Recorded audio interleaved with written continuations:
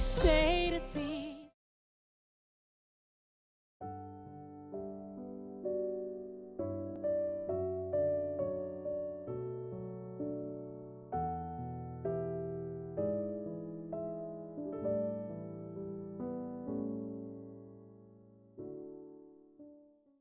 9월 21일 목요일입니다. 오늘 내적 질서와 영적 성장 5번째 시간입니다. 제목은 조종실에서 보는 시각입니다. 한때 미 해군 소속 핵 잠수함의 장교로 근무했던 친구가 있다. 그가 지중해를 지나던 어느 날의 경험을 말해 주었다. 잠수함 위로 많은 배들이 지나던 터라 잠수함은 충돌을 피하기 위하여 여러 차례 요동치지 않을 수 없었다. 함장이 잠시 자리를 비운 동안 당직 장교였던 내 친구는 매 순간 잠수함의 방향을 지시하는 책임을 맡고 있었다. 급작스럽고도 심상치 않은 움직임이 많이 일어났기 때문에 선실에 있던 함장이 갑자기 조종실에 나타나서 다음과 같이 물었다. 이상 없나? 네, 이상 없습니다. 내 친구가 대답했다. 함장은 잠깐 조종실 안을 둘러보더니 내가 보기에도 괜찮아 보이는군 하면서 조종실을 떠나 승강구를 통해 밖으로 나갔다. 그저 몇 마디 던지고 쓱 나간 이 함장은 당직 장교의 리더십에 완전한 신뢰를 표한 셈이다. 함장과 그가 신임하는 장교 사이에 간단하면서도 통상적인 대화를 들으면서 내 머릿속에는 내면 세계의 질서에 대한 그림이 하나 떠올랐다. 그 잠수함 주위에는 온통 충돌의 위험이 도사리고 있었다. 기민한 함장이라면 당연히 염려를 표할 만한 상황이었다. 사실 모든 위험은 잠수함 밖에 있었다. 그리고 배의 운명을 완전히 결정짓는 곳은 잠수함 내부 깊숙이 조용한 장소였다. 함장이 본능적으로 찾아온 곳도 바로 거기였다. 명령을 수행하는 중심부인 조종실에는 공포의 기색이 전혀 없었다. 오직 고도로 숙련된 승무원들이 차분하게 임무를 수행하고 있을 뿐이었다. 함장이 아무 이상 없는지 확인하기 위해 조종실에 나타났을 때 실제로 이상이 없었다. 그가 던진 질문은 이상 없나? 라는 것이었다. 함장은 둘러보고 이상이 없음을 확인하고는 내가 보기에도 괜찮아 보이는군 하고 말했다. 그는 적합한 장소에 가서 적절한 응답을 받은 것이다. 바로 이와 같은 방식으로 함장은 잠수함의 조직을 운영하는 것이다. 아무런 위험이 없을 때에도 이미 수천 번 이와 같은 조치를 실습했다. 그렇기 때문에 위험한 상황에 맞닥뜨린 경우에도 함장은 과잉 반응을 보일 필요가 없었다. 그는 조종실 승무원들의 숙련된 업무 수행을 예상할 수 있었다.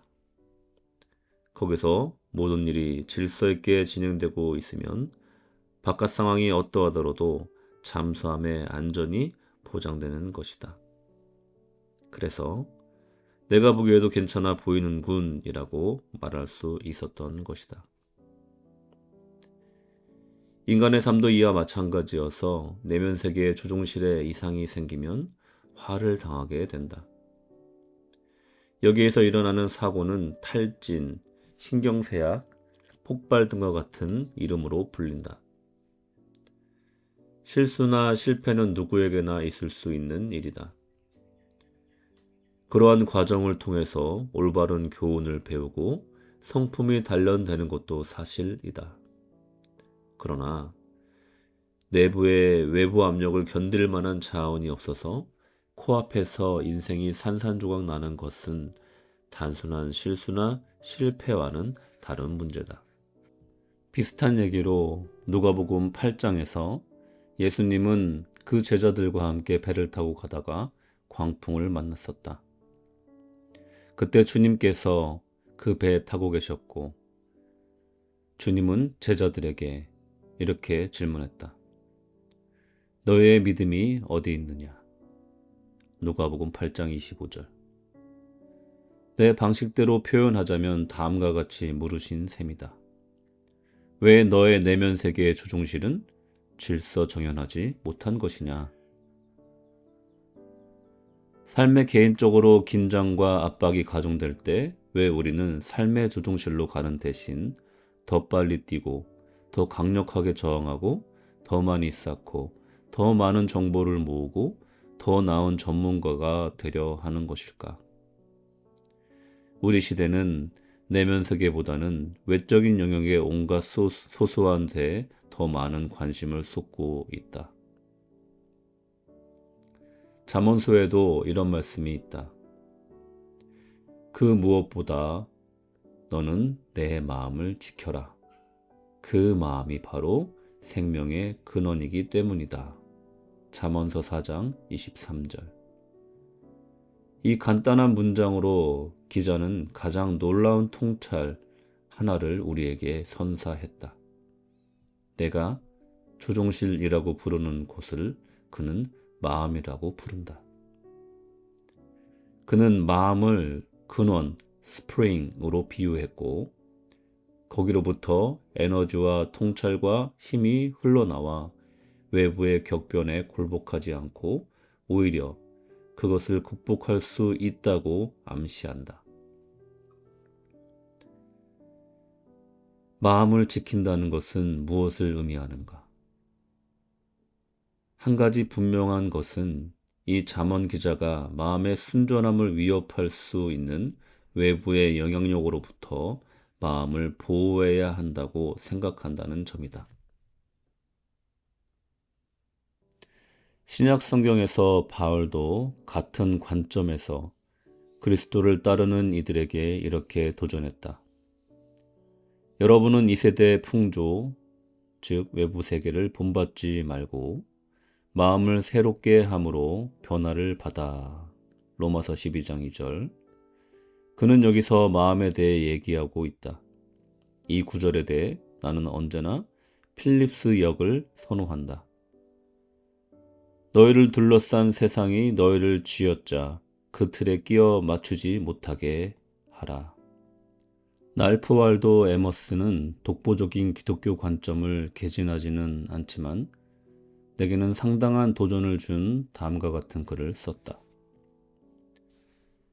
세상에서 세상의 의견을 쫓아 사는 것은 쉽다. 홀로 살면서 스스로의 의견을 쫓는 것도 쉽다. 그러나 위대한 사람은 군중의 한복판에서 고독 가운데 독자성을 완벽하게 유지하는 사람이다.